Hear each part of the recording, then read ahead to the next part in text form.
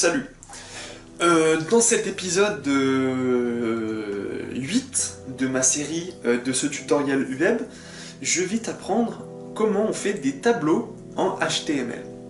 Alors bon, effectivement, c'est pas un truc de foufou, mais ça peut te servir comme les éléments de formulaire dont je te parle depuis environ le premier épisode. Voilà où nous en étions restés après avoir lâchement sarsouillé notre style.css que nous avions passé 2 épisodes à mettre au point. Nous sommes passés avec Bootstrap. Connais-tu Bootstrap? C'est un framework CSS.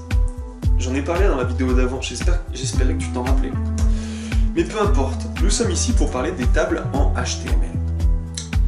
Je t'ai dit qu'il y avait toujours plein de sites pour aller voir. Moi je te conseille toujours le Mozilla Developer Network. Tu sais, on n'est jamais aussi bien que là où on se sent à l'aise. Et peu importe que ce soit de la routine, on s'en fout. L'important c'est d'aller vite. Parce que regarde ce site. Est-ce qu'il te donne envie de regarder? Regarde cette police d'écriture. Regarde ça, et puis c'est mal organisé, il y a des exemples de partout, des boutons verts. Alors que là, regarde cette police d'écriture, c'est smooth. Et puis là, t'as tout ce qu'il te faut. Là, les informations principales, même si tu piques de rien. Et puis en dessous, t'as les attributs. Ça, c'est intéressant, les attributs. Et ensuite, en dessous, t'as tout ce qu'il faut que tu saches. T'as les exemples, enfin bref, c'est de la balle. Ok, donc nous sommes sur l'élément table. Ou plutôt tableau. Où est-ce qu'on va le foutre? Pardon. Eh bien, je propose que nous créions une table entre ces deux rows en Bootstrap. C'est-à-dire entre 2 rows, car ça m'arrive effectivement assez souvent, c'est juste ici. Voilà, on va mettre un autre BR en dessous, comme ça on voit bien précisément, je mets même des espaces pour que tu vois mieux. Je commence à créer mon tableau avec la balise table. Et là, qu'est-ce qui se passe? Tu peux me dire ce qui se passe? Rien du tout, j'ai juste rajouté un espace, donc ça a décalé. Rien du tout.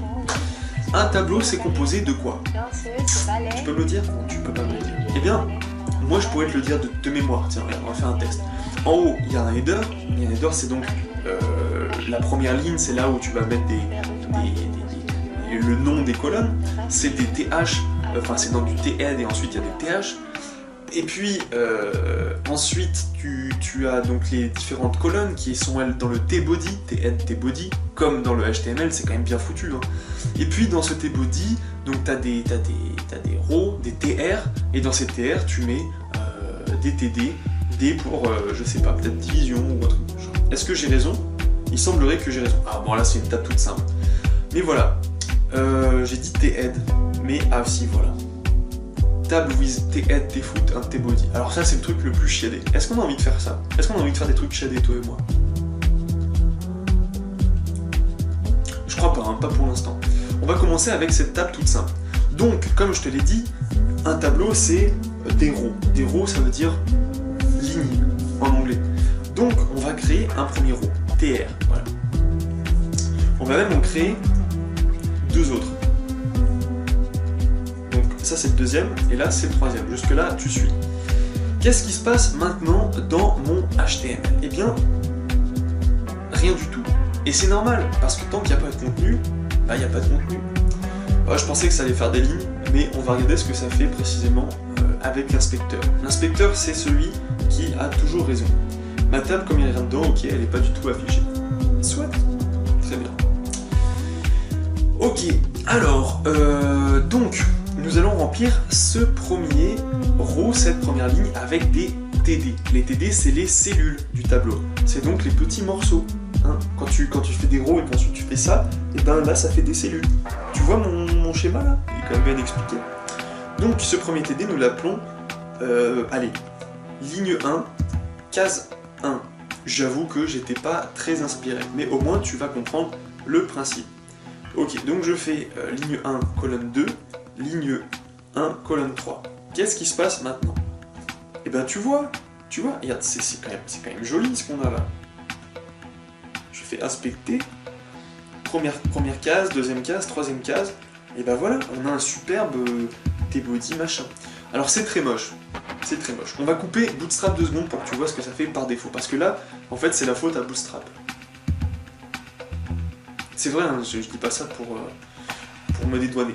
Et puis on va en profiter pour regarder un truc intéressant, c'est comment on fait pour ignorer des lignes de HTML sans les supprimer. Et bien, en fait, avec cette petite syntaxe, un point d'exclamation et 2 moins, et pour le fermer, juste 2 moins, et bien tu fais ce qu'on appelle des commentaires. Et les commentaires, c'est des choses que ton navigateur n'interprète pas, mais que toi, tu vois toujours écrit dans le texte. C'est pratique pour justement faire des petits tests, ou pour tu veux désactiver un truc à un moment et le remettre après, ça t'évite d'avoir à le retaper, de ressouvenir, de le supprimer, etc. Regardons ce qui se passe maintenant. Eh bien, c'est toujours aussi moche. Très bien. Je pensais que c'était la faute de Bootstrap, mais pas du tout. Je sais juste que Bootstrap, parce qu'on l'a vu juste avant, Bootstrap te permet de faire des très jolies tables. Mais avant de faire du Bootstrap, on va finir de remplir notre tableau grâce à ce contenu très intéressant. Donc, on va remplir nos autres TR avec le même système. On va juste changer tac L2, tac L2 ligne 2, et puis hop, ligne 3 et ligne 3. Pourquoi je fais ça? Eh bien, c'est juste pour que tu vois qu'on peut faire un tableau un peu compliqué, voilà. Ensuite, on retourne sur Bootstrap. Alors, je crois que c'était dans Layout, ou dans Content, plutôt, je me souviens désormais, il y a la partie table.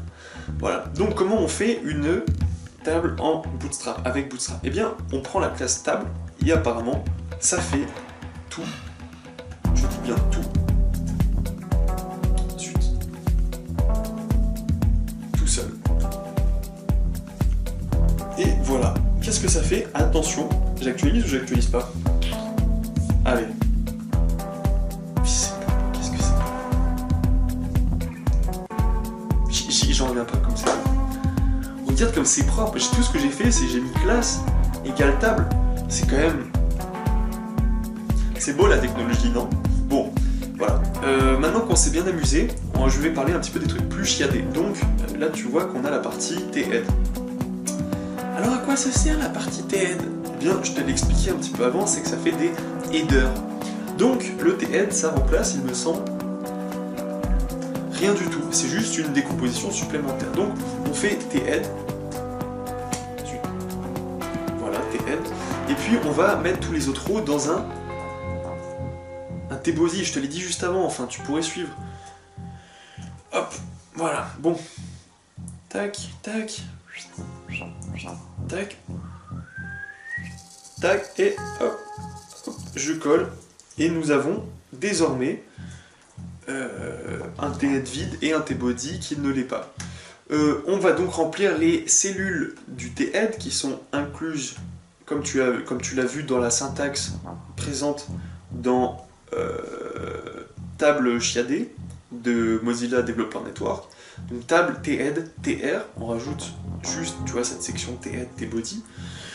Et là, qu'est-ce qu'on fait? On va les appeler... allez, on va changer un petit peu. Ouais, je suis vraiment pas inspiré, hein, écoute. Je sais que c'est pas très explicite de prendre des exemples comme ça, mais que veux-tu? Je suis sûr que toi, tu es assez futé et assez créatif. Moi, je suis pas du tout créatif. Et voilà, j'ai rajouté un truc. Ça n'a fait pas de différence. Je suis un peu surpris. Comment ça se fait? Eh bien, c'est très simple. C'est parce qu'en fait, il faut remplacer ça avec des TH. Les TH, ça veut dire T-header, ou c'est peut-être pour dire qu'on les met en valeur. Parce qu'apparemment, je veux pas te spoiler, mais j'ai vu après que sur les lignes d'après, on peut mettre des T-head pour que ça soit plus joli. Comme ça, tu vois là comment ils ont fait ça, les 3, 2, etc. en gras. Ils ont mis un T-head au début. Ils respectent rien, ces gens. Ils respectent rien. Et bon, peu importe. J'actualise et là, qu'est-ce qui se passe? Ah, c'est comme c'est. Peut-être qu'il faut que je mette des TH Scope Row. Je sais pas trop. Marrant. On va regarder dans l'inspecteur déjà ce que ça fait. Qu'est-ce que ça fait? Pourquoi il y en a qui sont d'un côté, pourquoi il y en a qui sont de l'autre? Eh bien, répondons à ces questions ensemble. Parce que c'est intriguant, il faut trouver des réponses. Sinon, si tu comprends pas, bah c'est comme ça. Ok, c'est juste que les T-heads sont alignés d'un côté, et les TH sont alignés d'un côté, et les TD alignés au centre. Voilà, bon, on va dire que notre table fonctionne très très bien. Je sais pas quoi ajouter, hein. Je crois que là on a fait vraiment du beau travail avec ces histoires de tableaux. Tu sais donc désormais comment on fait des tableaux. Et c'est vraiment super sympa. J'ai envie de te parler des inputs, mais je pense que ça va devenir un peu le gag récurrent de cette série. Et je te propose qu'on passe juste après au JavaScript, parce que ça fait quand même 8 épisodes que tu l'attends. Donc à bientôt pour que je t'explique à quoi sert le JavaScript et comment en faire directement dans cet outil qu'on appelle la console. Tiens d'ailleurs, il me manque un truc. Qu'est-ce qui me manque? Pourquoi ça ne fonctionne? Bon, je ne sais pas à quoi ça fait référence, je ne sais pas d'où c'est appelé, mais apparemment il manque quelque chose, et je vais pas te mentir, ça ne gêne pas l'exécution de ma page, donc on s'en fout. A bientôt pour du JavaScript, et cette fois c'est pour de vrai, parce que je le fais tout de suite, j'ai pas le temps de réfléchir entre deux épisodes. Salut.